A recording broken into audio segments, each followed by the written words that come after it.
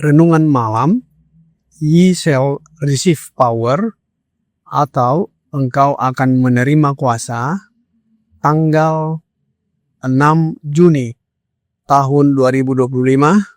Mari kita berdoa. Bapa kami yang di sorga, Allah yang kami sembah melalui anak-Mu Yesus Kristus, pada malam ini kami datang menghampiri hadirat-Mu yang kudus, bersyukur dan berterima kasih oleh sebab penyertaan dan perlindungan Bapa sepanjang hari dalam setiap aktivitas dan pekerjaan kami. Pada malam ini, kami siap mendengarkan firman-Mu. Mohon kehadiran Roh Yesus Kristus dalam hati dan pikiran kami, agar kami dapat mengerti firman-Mu dan menghidupkannya. Ajarlah kami agar dapat bekerja sama dengan Roh Kudus, yaitu Roh Yesus Kristus, untuk membentuk kami kembali dan merombak karakter kami. Besertalah dengan kami sepanjang malam ini. Mohon ampuni kami atas dosa dan pelanggaran kami. Kami persembahkan doa ini hanya di dalam nama Yesus, Tuhan dan Juru Selamat kami. Amin. Renungan malam hari ini akan dibacakan oleh Saudara Brent Kaviar. Kepada Saudara Brent, kami persilahkan. Terima kasih. Selamat malam saudara-saudari sekalian. Renungan kita pada malam hari ini 6 Juni 2025 berjudul Bekerja sama dengan kuasa ilahi.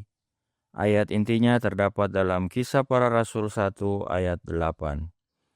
Tetapi kamu akan menerima kuasa kalau Roh Kudus turun ke atas kamu, dan kamu akan menjadi saksiku di Yerusalem dan di seluruh Yudea dan Samaria dan sampai ke ujung bumi.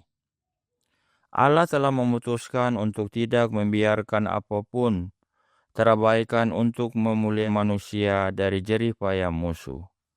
Setelah kenaikan Kristus, Roh Kudus diberikan kepada manusia untuk membantu semua orang yang mau bekerja sama dengannya dalam membentuk kembali dan merombak karakter manusia. Bagian Roh Kudus dalam pekerjaan ini telah ditetapkan oleh Juru Selamat kita. Dia berkata, Ia akan menginsafkan dunia akan dosa, kebenaran, dan penghakiman. Yohanes 16 ayat 8. Roh Kudus adalah pembenar dan pengudus juga. Karena tidak seorang pun dapat bertobat dari dosa-dosanya sampai mereka diyakinkan, kebutuhan untuk menyatukan roh dengan kita dalam pekerjaan kita untuk menjangkau yang jauh menjadi jelas. Semua kemampuan manusiawi kita akan sia-sia kecuali kita bersatu dengan kecerdasan sorgawi. Melalui kurangnya pengetahuan tentang kebenaran yang menghidupkan dan pengaruh kesalahan yang merusak, manusia jatuh begitu rendah, tenggelam dalam kedalaman degradasi yang berdosa. Para malaikat dan manusia harus bekerja secara harmonis untuk mengajarkan kebenaran Allah kepada mereka yang tidak terpelajar dan di dalamnya, agar mereka dapat dibebaskan dari ikatan dosa. Kebenaran sajalah yang memerdekakan manusia. Kebenaran ini, kebebasan melalui pengetahuan tentang kebenaran, harus diberikan kepada setiap makhluk. Yesus Kristus, Allah sendiri, dan para malaikat surga tertarik pada pekerjaan yang agung dan kudus ini. Manusia telah diberi hak istimewa yang agung untuk menyatakan karakter ilahi dengan terlibat tanpa pamrih dalam upaya menyelamatkan manusia dari jurang kehancuran tempat ia telah terjerumus. Setiap manusia yang mau tunduk untuk diterangi oleh Roh Kudus harus digunakan untuk mencapai tujuan yang dikandung ilahi ini. Kristus adalah kepala gerejanya dan akan lebih memuliakannya jika setiap bagian dari gereja itu terlibat dalam pekerjaan untuk keselamatan jiwa-jiwa. Akan tetapi, para pekerja manusia perlu menyediakan lebih banyak ruang bagi Roh Kudus untuk bekerja, agar para pekerja dapat dipersatukan dan maju dalam kekuatan sebagai suatu kesatuan prajurit. Hendaknya semua orang mengingat bahwa kita adalah tontonan bagi dunia, bagi malaikat-malaikat, dan bagi manusia. Union Conference 1 April 1898. Demikian bacaan renungan kita pada malam hari ini. Tuhan Yesus memberkati. Terima kasih atas penata layanan Saudara Brand. Tuhan Yesus memberkati. Selamat malam saudara dan saudari dalam Yesus Kristus. Judul renungan malam hari ini adalah bekerja sama dengan kuasa ilahi. Sejak kejatuhan manusia ke dalam dosa, Allah telah memutuskan untuk tidak membiarkan apapun terabaikan untuk memulihkan manusia dari jerih payah musuh, untuk menjerat dan menarik orang terperangkap dalam tipuan setan. Sebab pada waktu dibuang dari sorga, ia bertekad untuk menjadikan dunia ini sebagai kerajaannya. Pada waktu ia menggoda dan mengalahkan Adam dan Hawa, ia menyangka bahwa ia telah memperoleh hak milik atas dunia ini. Oleh karena itu, katanya, mereka telah memilih aku sebagai pemimpin mereka. Ia mengatakan bahwa mustahillah keampunan itu dapat diberikan kepada orang berdosa. Dan oleh sebab itu, umat yang berdosa itu adalah merupakan pengikutnya yang sebenarnya. Dan dunia ini adalah miliknya.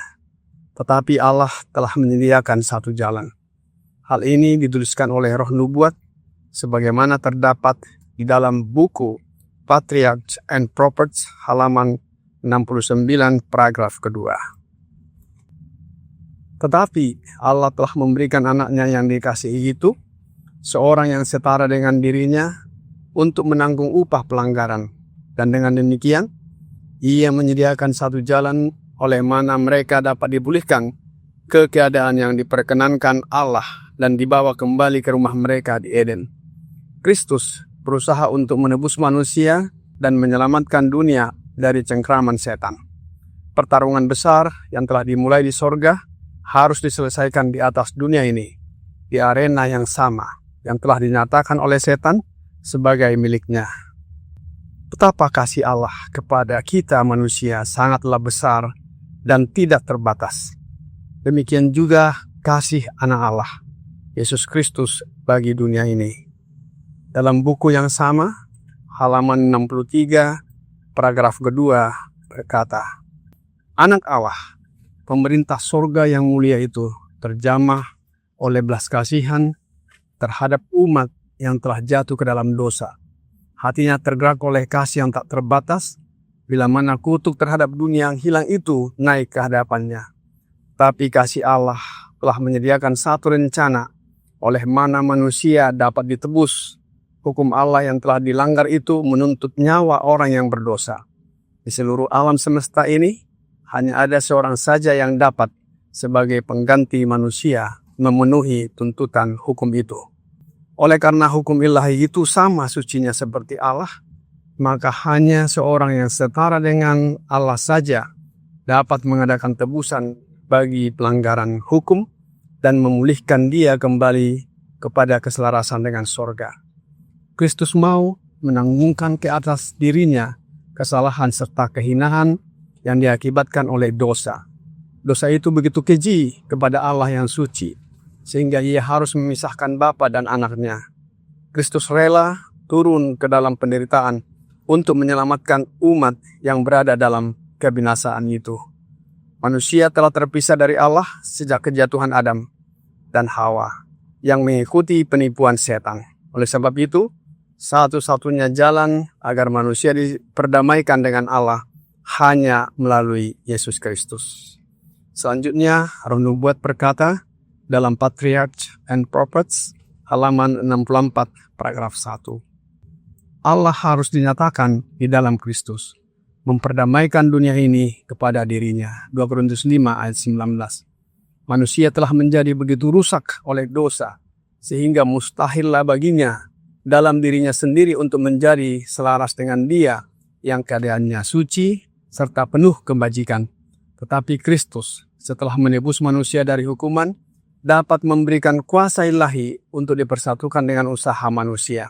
Dengan demikian, oleh pertobatan kepada Allah dan iman dalam Kristus, anak-anak Adam yang berdosa itu sekali lagi bisa menjadi anak-anak Allah.